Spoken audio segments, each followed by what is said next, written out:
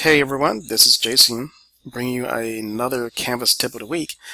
This week's tip is with regards to accessibility in our course shells and what options and resources do we have to help us to make content and things, course related materials, more accessible as possible. Okay. I want to start off with Studio, as many of you may be using Studio as I'm using it right now to do this tip of the week. And as you upload your or embed or upload or save your recordings, that's what I'm trying to get up, save your recordings to Studio, there's an option once the recording is saved in Studio that you can select to enable or have closed captions embedded into the Studio recording. Okay, so if you notice, I jumped into Studio and clicked on one of my recordings, and right here in the kind of details area of my recording, there's a button that says Captions. So you click on Captions, and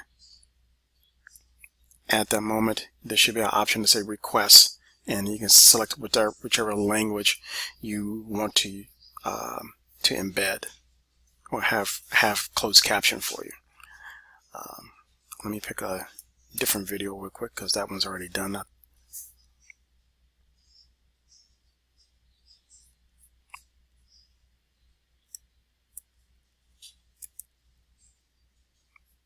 There we go.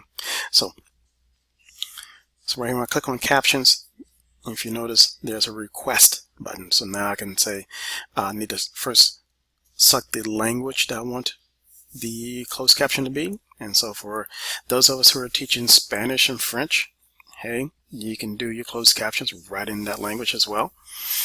But in this case, I'm going to do it in English and make the request. And then when I click on Requests, it will take a few seconds or maybe a minute or two or whatever to go through and listen to what I had to say.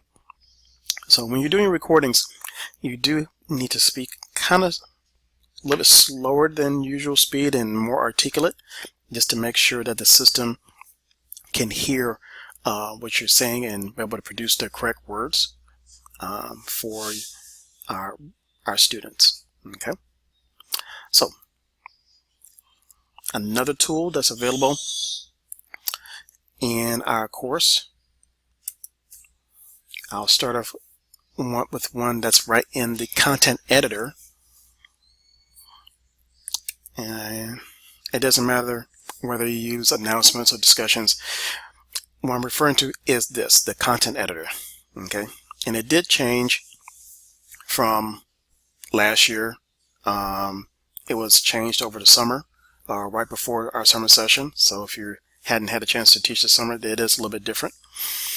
But outside of that, as you're putting content in the text box area, there's a little button down here with a little man, almost like a hangman to some degree. It shouldn't be a hangman, but got his arms spread open, and it's the accessibility checker. Okay, when I click on that, it said no accessibility issues were detected. So if I was to put in some words and say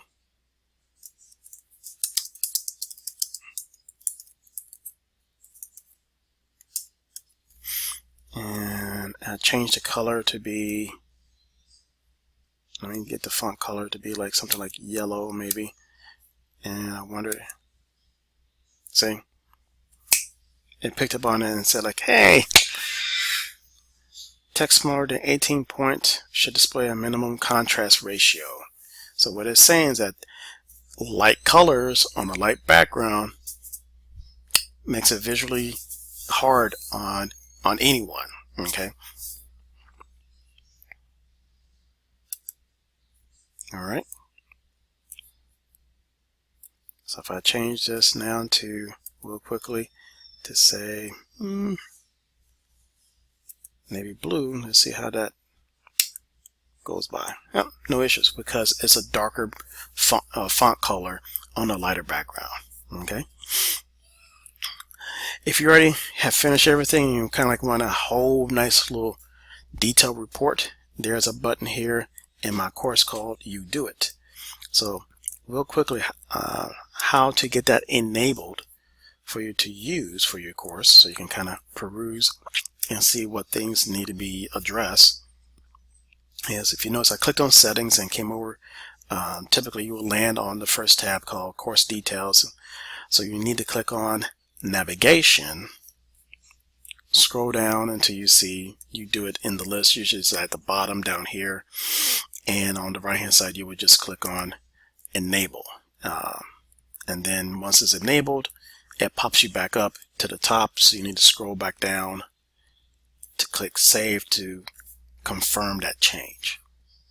Okay,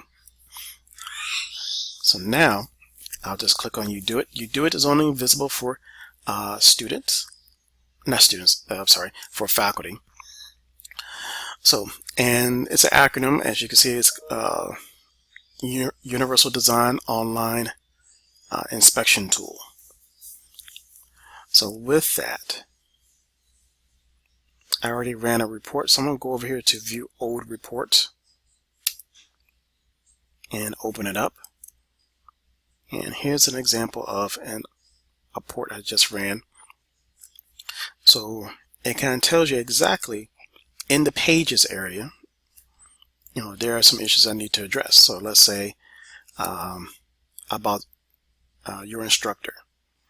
And down here it says, okay, hey, I can view the source, and the color of the words delete me, blah, blah, blah, whatever, it's not contrasting enough. Okay, so if I wanted to go to that page, I can go ahead and get to that page, and it's referring to this here. See, that orangey red, that kind of like Georgia clay color is not contrasting enough. It needs to be darker. Okay, that maroon color or dark purple. All right. So that's an example also as a resource that will help us with meeting accessibility needs. All right. So so I showed you how to get closed captioning into Studio, how to get a report on your overall content that's in your course for any accessibility issues, or at the very least, as you're putting text into the text box editor, to kind of do a quick check and see if it's anything that's going to present, pose a challenge to our students. The last thing is in Zoom. So totally still should be now pretty smooth, not too much of a delay, as we've seen past year or last year, that when you record Zoom to the cloud and go under the cloud recordings, okay, and if I went too fast, let me start over again. So I clicked on Zoom, and when you finish recording to the cloud, you click on the tab that says Cloud Recordings. And then over here on the right hand side, there's a link here that says 2 files. Okay.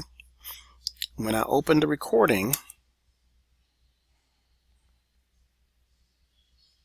takes a minute, look right here, right on the right hand side. And this recording was done for my summer class, as you can tell. I forget what day I was holding this session, but in my text, in the body of my email, I mentioned about another tool or plugin for Zoom called Otter.ai, and that some of our students may be trying to use that during our live sessions. So I'm still working on that, but at the very least, you can see that that is the tool that's being powered or being used to do the closed captioning during this session. And if you notice, it closed caption on everyone who spoke. So I'm speaking, my student speaking here, and whatnot. So that's pretty cool.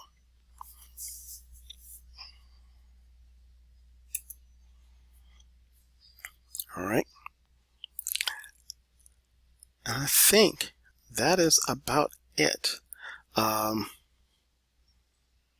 will say maybe one last thing. During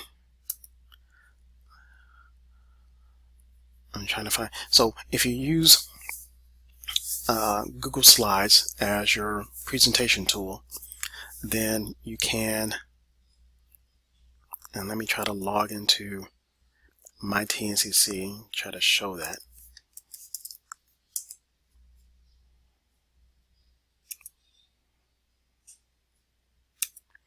So with Google Slides, it also has closed captioning as well. So I'm going to click here under Gmail. And this is a good way for also, I know most of you probably want to use PowerPoint during your presentations, but if they're pretty generic, not a lot of slide transitions or anything, you could possibly upload that presentations into Google Slides. If you notice, I'm clicking on the Google Apps icon here and then coming down to Google Slides.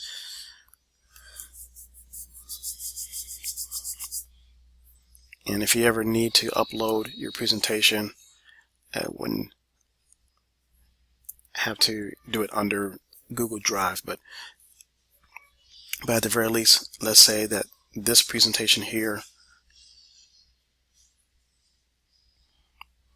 and once I hit present, hopefully it'll still give me that. Okay, great. So as I'm presenting, I'll click on the button here where it says turn on captions. All right. And so as you can see within the screen capture here up at the top is the closed captioning for this presentation. Okay. Now, unfortunately, the closed captioning is only for my mic and not for the participants during the session. So that's why it is the hope of that students, or definitely yourself, will use Otter, OTTER.ai.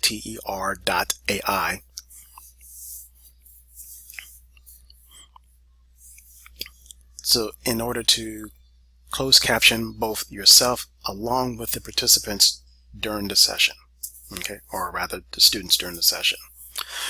But at the very least, this is also still available in case of if we don't have an interpreter during the session as well, okay, or if there's a technical issue with Otter AI. So that is your Canvas tip of the week with regards to accessibility. Have a nice week.